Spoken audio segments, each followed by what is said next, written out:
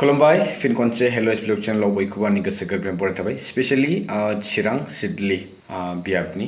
चिरां Siddeley समस्थिनि कन्स्टिट्युएन्सिनि रायजोफोर नोंथांमोननि थाखाय बे भिडिअआ स्पेशली स' बारहावाया बोरै सोलिगासिनो दं स' गोबाङानो मैया आङो जितु प्रिभियास भिडिअआवहाय सोंहरदोंमोन ना बाय इलेक्शनाव फिजिकेलि सोरनि एपियारेन्स बा सोरनि बारहावा सोलिगासिनो दं गोबांसिन होननानै सोंहरनायाव स' गोबांथारानो आंनो कमेन्ट्स हरदों स' बे कमेन्ट्सखौ आं नोंथांमोननो नैबे भिडिअनि गेजेरजों शेयार खालामगोन लोगोसेनो दिनै फाइनाल जाबाय क्लियार जाबाय डिक्लेयारबो होबाय ना सुद्ध कुमार बसुमतारी जोंहा बिपिएफनिफ्राय इनिफ्राय इउपिपिएलनिफ्रायहाय जोंहा नै निर्मल ब्रह्म बिथांखौहाय बिजाथि महरै फसंनाय जाबाय स' बे फाइनाल जाबाय स' हार्टिएस्ट कंग्रेचुलेशन्स बिथांमोननिसिम दा रायजो राजाफोरा बेवहाय मा रल दङ ना स्पेशली दा नोंथांमोना मोनथिगोन बेखौ बांसिनै मोजाङै साबसिनै क्लियारलि जास्ट आङो आंनि चेनेलावहाय मैया आं जितु भिडिअ होदोंमोन बेवहाय गोबांथारानो कमेन्ट्स हरदों स' बे कमेन्ट्सखौ आं दिनै फरायनो लादों आखायावहाय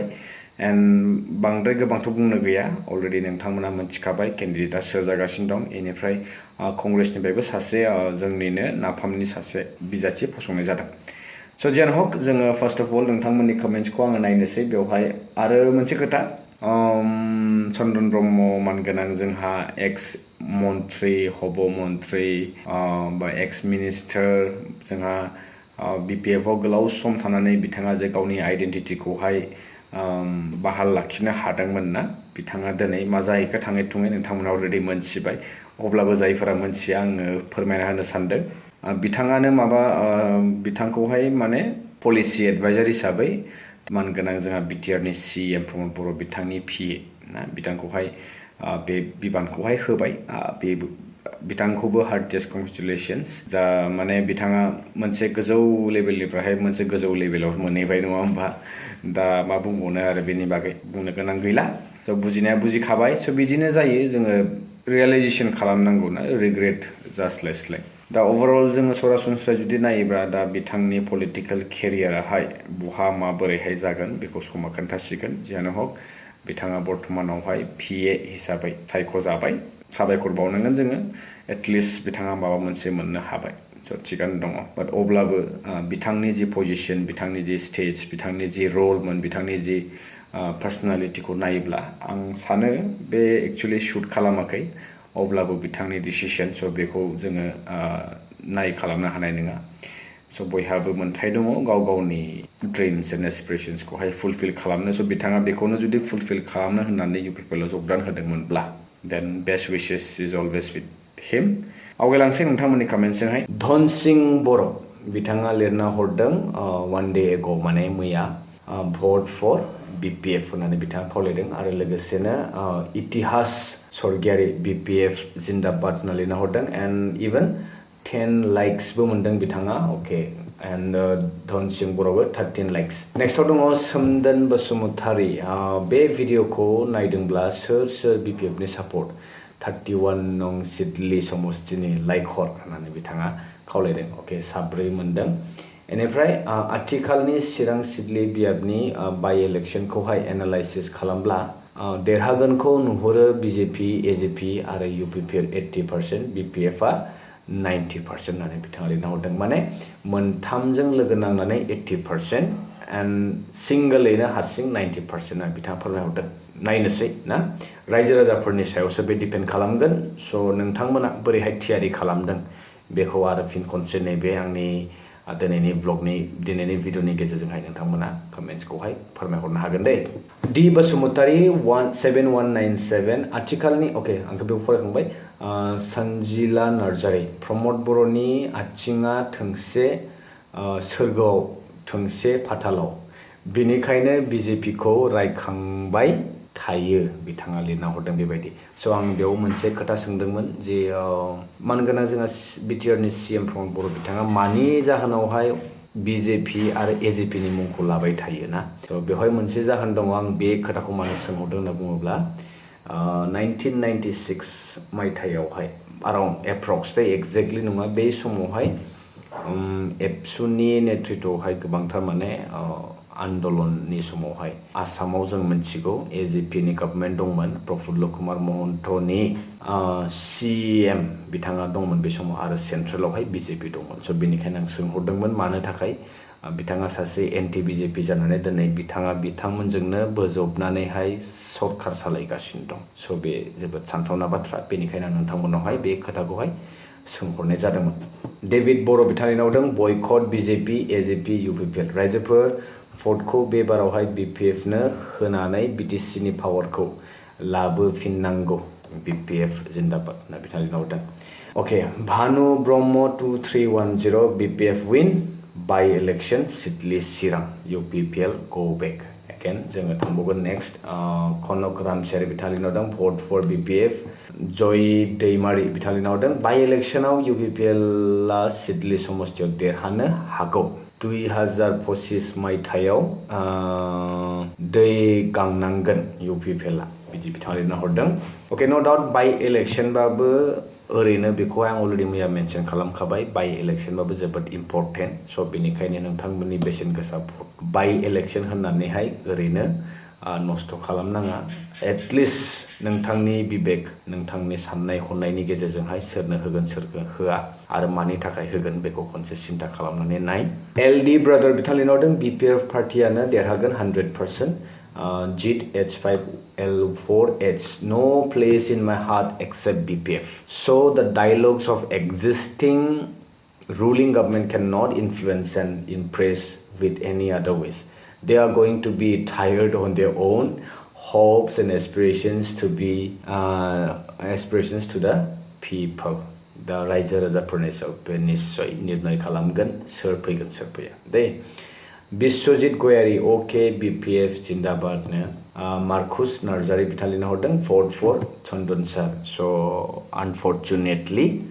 चन्दन साराथ' बिजाथि हिसाबै सायख'जायासै स' maybe next time you can vote for him okay so many best wishes for चन्दन सार बिथाङा पिए जाबाय ना स' भट होनांगौनि गोनांथि गैला बुद्ध बसुमतारी बिपिएफ लाभ लिरना हरदों एन्ड रबिन्द्र नार्जारी बिथांनिनो इउपिपिएल आगुदागिरि गो बेक ओके आरो बेयाव मोनसे रिप्लाइबो फैबावदों दे बे रिप्लाइआ मा ओके नेटआ बिराद स्ल' स' नो प्रब्लेम विदाउट नेम ओके अशोक बसुमतारिया मोनसे इम'जि हरदों स्माइलनि बेनिफ्राय नेमखौहाय बे मायो @QWZ17 जों फैसा लाथ'नासो इउपिपिएल आव हाबथ'दों दुखु दामोन बिपिएफ नि मावथिफ्रा जों अरायबो बिपिएफ सो देहा जिउ थै गोसो भटखौ बिपिएफ आवसो होगोन होनना बिथाङा मेसेज हरदों दे कमेन्ट शंकर ब्रह्म बिथांनिनो 3691 इउपिपिएल ब्लाबो दिनैनिफ्राय भटआ बिपिएफ आव होनना बिथांनिनो हरदों अमर ब्रह्म बिपिएफ थमास बसुमतारी खाम्फाखौ खावनो नागिरदोंब्ला इउपिपिएल आ बिपिएफ आ गोदान सासे खाम्फा लाबोगोन अब्लाबो इउपिपिएल आव रायजोफ्रा भट थुनो आसि रुबायबाय स' बेबायदि स' सोरबा थांगोन सोरबा फैगोन ना जों दिनैनि समावहाय नै डक्टर सांग्रां बिथांखौबो बिपिएफ आव फैनायनि बाथ्राखौ खोनादों दा थिग बेबायदिनो जों नुबाय थांनाय समफोरावहाय विलियाम नार्जारी ना सासे बिजेपि नि मावथि बिथांमोना बिपिएफ आव मानो फैदों बिथांमोना अपसन दंमोन बिदु रुलिंआव थानायनिफ्राय अपोजिशनाव फैनाया बाथ्राया जोबोद साननो गोनां बिषय स' नो डाउट रुलिंआव थानायाव सोरबा अपोजिशननिफ्राय थाङोब्ला बे बिराद गिदिर बाथ्रा नङा आल्टिमेटलि जों बेखौ मोनसे खोथा सरासनस्रायै बुजिनो हायो बिथांमोननो माबा मोनसे नांगौ ना पावार नांगौ बा बिथांमोना पजिशन नागिरनानैहाय बा गावनि मोनसे इमेज सिनायथि बेबायदिनो माबा मोनसे निड्सनि थाखाय बिथांमोनाहाय अपोजिशननिफ्राय रुलिंआव थांनाया गिदिर बाथ्रा नङा बाट रुलिंनिफ्राय जे अपोजिशनाव फैनाया इट्स साउन्ड सामथिं डिफरेंट नङा होमबा स' माबा मोनसे सेन्टिमेन्टजोंसो सोरबा रुलिंनिफ्राय अपोजिशनाव फैगोन एन्ड द्याट इज आइ मास्ट से बड'लेण्ड बा जोंनि बर' रायजो राजाफोरनि सार्थ स' बेखौ जों दिनै मिन्थिबाय आरो बुजिखाबाय जे बिजेपिआ बोरैहाय इउपिपिएल नि मावथिफोरखौ बुंनांगोन ना गादबनाय नासयनाय स' बेबायदि इगनरेन्स जोङो नुगासिनो दङ दिनैनि समाव स' बेफोरबो जाहोन दङ आरो गोबांथार बायदिसिना जाहोन दंबावो अके स' आवगायबावनोसै नोंथांमोननि कमेन्ट्सनि फारसे आनन्द 56734 राइट होनना लिरना हरदों चरण सिंह बसुमतारी BPF जिन्दाबाद स' गोबांथार कमेन्ट्स दङ नोंथांमोना बर दाजा एन्ड जोबजासिम नायजोब एन्ड आं खावलायो आरोबाव नैबे भिडिअनि गेजेरजोंबो नोंथांमोना कमेन्ट्सखौ फोरमायहरदो जिहेतु मोननैबो दोलोनिफ्राय बे जाथिखौ दिनै डिक्लेयार होबाय स' सोर साबसिन सोर मोजांसिन सोर हामसिन आरो सोर फैयोब्ला नोंथांमोननि ओनसोलनि थाखाय मोजां जागोन बेखौहाय नोंथांमोना नायदो Surendranath Boro' very nice video thank you Surendranath support खालामबाय था बेबायदिनो आरो मोजां मोजां कन्टेन्ट्स आं लाबोनो नाजाबाय थागोन निरन्जन किरात बिथाङा लिरना हरदों आंनि नुनायाव बिटिआरआव 30% बाहागोबो जौगायाखै डेफिनेटलि जोङो नुदों दिनै माखासे जाखांनाय इनफ्रास्ट्राक्चारफोरा दिनैनि समावहाय बायग्रेब जिग्रेब जालांबाय बाट बेनि फारसे रिपेयारिं बा बेखौहाय मोजांहाय दोनफिननांगौनि खुनु स्टेप लानायखौहाय बहुत स्ल' नुदों होननानै जों बुंनांगोन दिमद इसवारी चिराङाव नांगोल मेजरिटि होनना बुंदों स' बेस्ट अफ लाक निरेन बसुमतारी जोंनि चिराङाव BPF गैथ'ला बाबु अके रिनेन बसुमतारी BPF गैथ'ला नोंसिनि BPF दंबाव नामा फंबाय स' बे ओरैबायदि आं बुंनि फेक्टखौ बुंनि गामि मोनसे गामि दरसेयाव थायोब्ला नोंनि साराउन्डिंआव जा नुयो बे एक्चुअलियावहाय बेबायदि जाया बाट जोङो एसे बाहेराव ओंखारना नायोब्ला जों नुयो दिनैनि समावहाय थारैनो BPFआ अपोजिशन हिसाबै जिहेतु नाल एन्ड भइड आं मैया मोनसे बाथ्रा बुंदोंमोन जे एक्जिस्टखौनो खालामनो हानाय नंला होननाय बाथ्राया दिनैनि समावहाय maybe it sound something like unrealistic ना दिनैनि समावहाय BPFआ मोनसे स्ट्रं अपोजिशन आरो बुंनो थाङोब्लाथ' थांनाय बारावबो एब्सोल्युट मेजरिटि मोननानैब्लाबो सरकार दानायनि खाबुखौ मोनाखै आनलाकिसो होनना बुंनांगोन बाट बिटिआरआव बा BTCआव BPFआ दासिमबो गोबां गोहो दङ होननानै आं सानो अके स' KKGBTY बिथाङा लिरना हरदों UPPLनि जाम्बा बुरबक लिडारफोरनि भाषण जेबो खामानि गैया आरो जेबो गोहो गैया BPFजों कम्पेयार खालामनो नेक्स्ट 2025 नुगोन BPFनि गोहोखौ नेना था UPPLनि नेता केडार्सफोर अके स' रुबास बसुमतारी BPF जिन्दाबाद रबिराम दैमारि गबिन्द बोरमा बोराय बेबायदि लिरना हरदों उत्तम बसुमतारी धनन्जय मेगनजों मोजाङै नुवाखै जानांगौ धलासो नुदों अके स' गोबांथार बिथिङावनो पलिटिकेल डायलग्सआ साफ्रोमबो दैदेनगिरिफोरा बेबायदिनो पलिटिकेल डायलग्सखौ होगोन स' बेनि गेजेराव मोजां गाज्रिखौ सायख'नांगौआ जोंनिसो खामानि आरो सोरखौ गोहोआव लाबोगोन लाबोआ बेबो जोंनिसो खामानि बेनिखायनो बिथांमोना गावसोरनि फिल्डआव गावसोर बाथ्राखौ बुंलांगोन आरो रायजो राजाफोरा थिग खालामनांगोन जे सोर फैथावना सोर फैथावा जन्तु पटेल बाय इलेक्शनाव माब्लाबाबो रुलिंनि अनगा रावबो देरहाफेराखै प्रेक्टिकेलि बेबो साननो गोनां बाथ्रा बाट जुदि रायजो राजायानो जुदि रेडिब्ला स' इट्स पसिबल ना पसिबल बाय इलेक्शनाव रुलिंल' देरहानांगौ एक्जेक्टलि बे स्टेटमेन्टनि फारसे बे कमेन्टनि फारसे आं बुंनो सानो रायजो राजाफ्रा मा नागिरदों बेनि सायाव सोनारगोन जुदि रायजो राजाफ्रा थारैनो चेन्जनि मुङावहाय चेन्जखौनो जुदि लुबैथारदोंब्ला माबा मोनसे जायिखौ जानो लुगैदोंब्ला डेफिनेटलि बाय इलेक्शनबाबो बे जोबोद ओंथि गोनां बेनिखायनो इम्पर्टेन्ट बिसायख'थि आरो बेखौ गोसो होनानै एनालाइसिस खालामनानै नोंथांमोना बिजिरनायनि गेजेरजों निजेनि गोसो खुसियै भटखौ होनो हागोन अके मौसुमि बिथाङा लिरदों BPF जिन्दाबाद रोन बर' क्रिएशन बिथाङा लिरदों थगायसुला EM धनन्जय बिथांनि BPFनि भटनिफ्रायसो नों EM जादों नोंहा मानास समस्थियाव जायगा गैया धनन्जय बिथांखौहाय सोदेरा हरनाय बेथ' बयबो मिन्थिगौना सासे BPFनि एक्टिभ वार्कारमोन मोनसे समावहाय बिथांखौहाय रायजो राजाफोरा BPFनि सिम्बलनि थ्रुयैसो बिथांखौ देरहासार जाहोदोंमोन बाट साडेनलि बिथाङा आं अलरेडि मेनसन खालामबाय एसे सिगांनो जे गोहोनि थाखाय पावारनि थाखाय बा माबा मोनसे नांगौनि थाखाय बिथाङा ओके गोबांथार दंबावो नीलय कुमार गयारी आंथ' बीपीएफ आवसो सापर्ट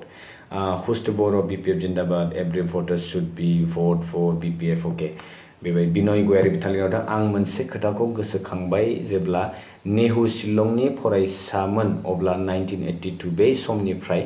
रन्जन दैमारी आदाखौ लोगो मोनदोंमोन YBNA BSF बेनि उनावसो NDFP नांदों sovereign country out of India but now BTR agreement how and why done blunder Ranjan Demari he didn't support APSU movement that time along with Upen after struggling 47 years what kind of result he Ranjan Demari sarada बहा दं जों मिथिगौ ना and सुक्तिया सोरनि थाखाय जादोंमोन बेखौबो जों मिथिगौ ना so ultimately BTR agreement दा मोनसे compromise agreement सोमोन ना बेखौ गोबांथार दैदेनगिरिफोराबो बुंबाय and even practically in reality जों बेखौ नायोब्ला some kind of developmental package नि अनगा बेवहाय आरो मा गोनांथार बुस्थु दंबावो ना everything is functioned and administered by the BTC accord नङा होमबा so बेवहाय गोबांथार issue गैया आरो बेखौ debate खालामनांगौनिबो बाथ्रा गैया so बे sounds very clear आरो easily जों बेखौ understand खालामनो हायो ना okay so Ganesh Boro UPPL win Sanat Brahmo BPF Jindabad Janoki Brahmo BJP Congress AGP AAP ADF BPF गासैबो ओंथि गोनां राजनीति हान्जा नाथाय बेसेबा गोजौखा BTR एग्रीमेन्ट खालामग्रा UPPL आ मा हारिनि राजनीति हान्जा जाखो एसे रायखांनानै अरखांना होलाय ओके आं अलरेडी गोबांथार बेनि बागै गोबांथार कन्टेन्टफोर लाबोबाय and बे बिथिङावहाय गोबांथार बुंबायबो सावरायनायबो जाबाय so you can check in playlist आवहाय चेक खालामनो हागोन Biranjoy Boro' vote for Hagrama Subharaj Narzary right Utpal Musahary Dhananjaya सासे रां लुबिया मानसि बिथाङा एमसिएलए देरहानायाव गावनि खरसा जानाय रांखौ बुथुमफिननो थाखाय UPPL जइन जादोंमोन so बिदि ओके गोबांथार कमेन्ट्स दंबावो so आं just scroll खालामनानै माखासेखौ दिन्थिनोसै almost everything is same ना याव ओके बे मोनसे सन्जुलिका हाजवारी UPPL देरहागोन 100% all the best बयबो देरहानायखौ लुबैयो ना so सोर देरहायो सोर देरहाया maybe after the votes ना election जाखांनायनि उनाव बेखौ जों मोनथिनो मोनगोन and सोगोम दाउ बसुमतारी बाव माखासे सावगारियासो दं फंबाय मानोना दै गोथौआव ना फिसाया थानो हाया बेनिखायनो फिसा थिमा हब्राबाबो खामानि होआ one drop after the another drop of water makes a big ocean थरथिंसे दै आरो थरथिंसे दैनि बेखौ जहै मा होनो मोनसे दैसा जायो थ बेबायदिनो दा बिथाङा अलरेडी बुजिबाय जानांगौ बारा गोलाव बुंनो सानाखै आं गोबांथार कमेन्ट्स दंबावो सानसोरां दैमारी प्रमद बर' दैदेननाय UPPL गभर्नमेन्टआ सोलायनायनि मुङावहाय BTCनि गासै रायजो राजाफोरखौ सोलायजोब्बाय दा BPF दोलोखौ बाइ इलेक्शनाव देरहागोना रोखा all the best इनिफ्राय बिरहां नार्जारी BPF आ 60 UPPL आ 40 ओके बिनय गयारी लिरना हरबावदों UPPL सापर्ट खालामग्राफोरा बेंगा बबा खाना खुजा बिदिसो ओके बयहाबो गाव गावनि पार्टीनि फारसे अननाय थायो स बेबायदि हिसाबैनो आं बे कमेन्ट्सखौहाय बिहरदोंमोन जे प्रेक्टिकली चिरां सिडलियावहाय सोर देरहागोन सोर देरहाया स इयावहाय आङो मास्ट अफ द कमेन्ट आं नुबाय BPF खौहाय गोबांथारानो सापर्ट खालामदों स आं लुगैयो बा आं खावलायो जायफोरा UPPL सापर्टार्स नोंथांमोनाबो कमेन्ट्स खालामहर सोर एक्जेक्टली फैमारगोन ना स होमबा जों मोनसे डेफिनेट सल्युशनावहाय फैनो हागोन स बिदि नङा जे अनलि BPF आल' कमेन्ट्स खालामगोन बाट बेवहाय आं नुदों गोबांथार UPPL निबो कमेन्ट्स खालामदों एन्ड स अलमोस्ट पुतुलि बर' UPPL जिन्दाबाद स बिदिनो